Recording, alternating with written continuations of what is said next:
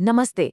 आज बात करते हैं एक ऐसी दवा की जिसकी कहानी शायद बहुत से घरों से जुड़ी हुई है। एक वक्त था जब एसिडिटी का नाम आते ही इसी दवा का ख्याल आता था। ज़ेंटेक जैसे नाम तो बहुत जाने पहचाने थे, है ना?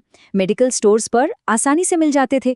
फिर अचानक ऐसा क्या हो गया कि ये दवाएं गायब हो गई? कहाँ गई?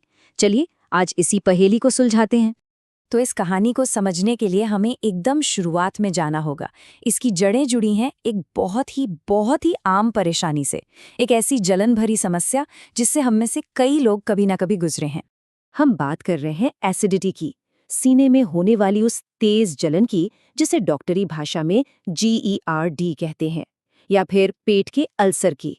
सोचिए, ये वो परेशानियां हैं जो लाखों करोड़ों लोगों की रोजमर्रा की जिंदगी को मुश्किल बना देती हैं। और देखिए, जब कोई समस्या इतनी आम और बड़ी हो तो जाहिर है उसके एक दमदार इलाज की तलाश भी उतनी ही शिद्दत से होती है।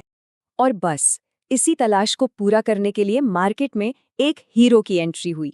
एक ऐसा सॉल्यूशन जो देखते ही देखते लोगों का सबसे भरोसेमंद साथी बन गया। मतलब कोई भी तकलीफ हो तो सबसे पहले इसी का नाम आता था। जी हाँ, वो हीरो था रेनेटिडीन। एक ऐसा नाम जो कई दशकों तक एसिडिटी से मिलने वाली राहत का, कह सकते हैं, दूसरा नाम ही बन चुका था। और देखिए, इसका इस्तेमाल कितना आम था। आमतौर पर 150 मिलीग्राम की एक गोली दिन में 1 या 2 बार। और इसके जो साइड इफ़ेक्ट्स थे वो भी बहुत मामूली से, थोड़ा सिर दर्द, हल्का चक्कर या कब्ज। मतलब सब कुछ एकदम नॉर्मल, एकदम सेफ लग रहा था। तो सवाल ये उठता है कि आखिर ये दवा काम कैसे करती थी? ऐसा क्या था इसमें जो ये इतनी असरदार थी? इसका राज छिपा था इसके काम करने के एक बड़े ही स्मार्ट बायोलॉजिकल तरीके में। चलिए थोड़ा इसे आसान भाषा में समझते हैं। देखिए, हमारे पेट में ना H2 रिसेप्टर्स नाम के छोटे छोटे स्विच लगे होते हैं।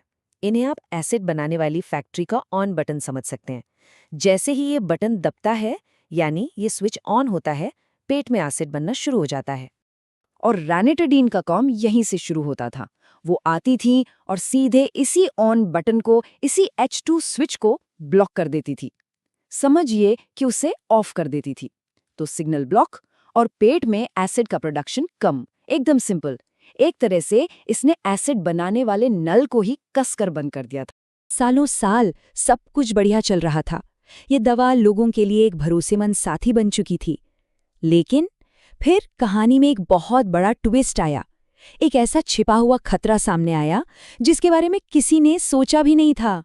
और बस इसी एक खुलासे ने रैनिटिडीन की पूरी कहानी को पलट कर रख दिया। एक ऐसी वार्निंग सामने आई जिसकी किसी को दूर दूर तक कोई उम्मीद नहीं थी। तो हुआ ये कि जांच में एक बहुत ही चौंकाने वाली बात पता चली। इस दवा में NDMA नाम का एक केमिकल पाया गया। अब ये NDMA क्या है? ये एक ऐसा कंपाउंड है जिसे कैंसर पैदा करने वाले तत्व के तौर पर जाना जाता है। पर असली चिंता की बात कुछ और थी। पता चला कि रेनिटिडीन की गोली में NDMA का लेवल समय के साथ, और अगर उसे ज्यादा तापमान में रखा जाए तो बढ़ सकता था। सोचिए इसका मतलब क्या हुआ? इसका मतलब ये था कि एक दवा जो फैक्ट्री से निकलते वक्त शायद सेफ थी, वो घर की दराज में या दुकान पर रखे रखे ही ज्यादा खतरनाक बन सकती थी। अब जाहिर है इस खुलासे का असर बहुत बड़ा होना ही था। लोगों की सुरक्षा सबसे पहले आती है, इसलिए दुनिया भर में कई देशों की हेल्थ अथॉरिटीज ने फौरन एक्शन लिया। रेनिटिडीन को या तो मार्केट से पूरी तरह हटा लिया गया या फिर इसके इस्तेमाल पर बहुत सख्त पाबंदियां लगा दी गई। और बस इस तरह एक दवा जो कभी हर मेडिकल स्टोर के शेल्फ पर सबसे आगे रखी मिलती थी, वो लगभग रातों रात इतिहास का एक पन्ना बनकर रह गई। तो सवाल यह है कि अब क्या? इसके बाद क्या हुआ? यहाँ पर पूरी तस्वीर एकदम साफ हो जाती है। देखिए, एक तरफ है रेनिटिडीन, जिस पर NDMA से जुड़ी सेफ्टी की चिंता की वजह से रोक लग गई, और दूसरी तरफ है इसके विकल्प, जैसे कि फैमोटिडीन या फिर PPIs। डॉक्टर्स अब इन्हें ज़्यादा सुरक्षित मानते हैं और इन्हीं को लेने की सलाह देते हैं। वैसे बता दूं, PPIs का मतलब है प्रोटॉन पंप इनहिबिटर्स। ये भी एसिड कम करने वाली दवाओं का ही एक अलग ग्रुप है। तो रेनिटिडीन की इस पूरी कहानी का सबसे बड़ा सबक क्या है? सबसे जरूरी बात जो हम सीखते हैं वो है लगातार मॉनिटरिंग की अहमियत। मतलब कोई दवा कितनी भी पुरानी हो, कितनी भी पॉपुलर क्यों ना हो, उसकी सेफ्टी पर नजर रखना, उसकी जांच करते रहना, ये प्रोसेस कभी रुकना नहीं चाहिए।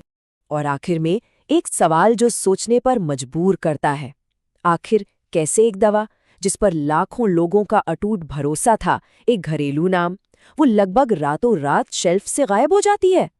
ये कहानी हमें हमेशा याद दिलाती है कि जब बात सेहत की हो तो विज्ञान और सुरक्षा से बढ़कर कुछ भी नहीं।